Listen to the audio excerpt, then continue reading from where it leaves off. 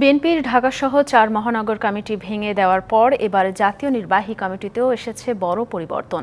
চেয়ারপারসনের উপদেষ্টা কাউন্সিলে ১১ জন, যুগ্ম মহাসচিব ৩ জন ও এক ভাইস চেয়ারম্যান সহ ৪৫ নেতাকে বিভিন্ন পদে নতুন করে পদায়ন করা হয়েছে। নেতাদের দাবি, বর্তমান রাজনৈতিক বাস্তবতায় কাউন্সিল করে কমিটি করার সুযোগ নেই। আর কমিটি ভাঙা ও রদবদলের কারণ হিসেবে তারা বলছেন, আন্দোলন জোরদার করতেই এমন সিদ্ধান্ত। সবাইকে আন্তরিকভাবে স্বাগত জানাচ্ছি। ২০১৬ সালের মার্চে সবশেষ বিএনপির কেন্দ্রীয় কমিটির সম্মেলন হয়। দলের গঠনতন্ত্রে ৩ বছর পর পর কাউন্সিল করার বিধান থাকলেও ৭ বছর ধরে চলছে ওই কমিটি। কাউন্সিল না হলেও শনিবার প্রেস বিজ্ঞপ্তি দিয়ে জাতীয় নির্বাহী কমিটিতে ব্যাপক রদবদলের কথা জানায় দলটি। যাদের কাউকে নতুন করে যুক্ত করা হয়েছে, আবার কারো কারো পদ পরিবর্তন করা হয়।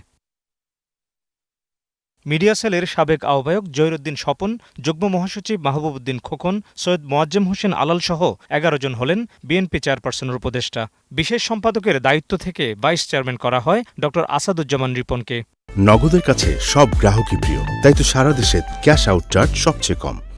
এছাড়া সাংগঠনিক সম্পাদক থেকে আব্দুস সালাম আজাদ, সৈয়দ ইমরান সালেহ প্রিন্স এবং প্রচার সম্পাদক থেকে শহীদুদ্দিন চৌধুরী এনিকে যুগ্ম মহাসচিব করা হয়। যুবদল সভাপতি থেকে বিএনপির প্রচার সম্পাদক হলেন সুলতান সালাউদ্দিন টুকু। একটা নিষ্ঠুর দমন নিপীড়ন আমাদের উপর চলছে। নির্বাচন বিরোধী যে আন্দোলন, সেখানে করতে গিয়ে আমাদের ২৭,০০০ নেতাকর্মীকে গ্রেপ্তার করা হয়েছিল, আমিও গ্রেপ্তার হয়েছিলাম। এই আন্দোলনে তো আমাদের ভারপ্রাপ্ত চেয়ারম্যান সাহেব ওতপ্রোতভাবে জড়িত ছিলেন। সেই বিবেচনায় হয়তো উনি আমাকে এখানে পদায়ন করেছেন।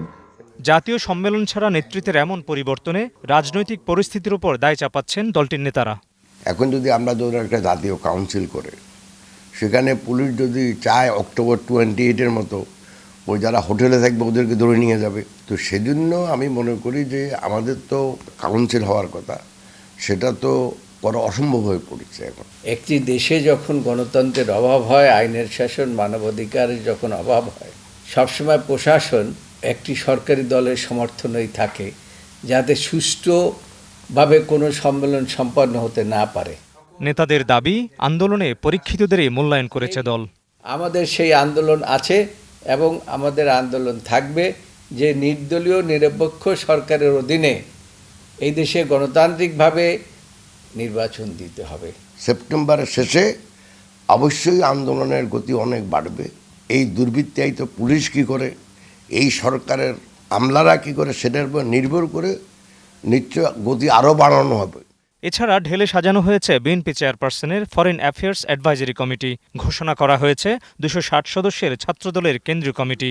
রয়েছে সদ্য বিলুপ্ত বিএনপির ৪ মহানগর ও যুবদলের কেন্দ্রীয় কমিটিতে নেতৃত্বের বড় পরিবর্তনের আভাস। আপনি ঢাকা মহানগরী কমিটির কথা বলছেন, এটা একটা পুনর্গঠন প্রক্রিয়া, দেখবেন ২-১ দিনের মধ্যেই। Mohammad Hussain, DBC news, Dhaka.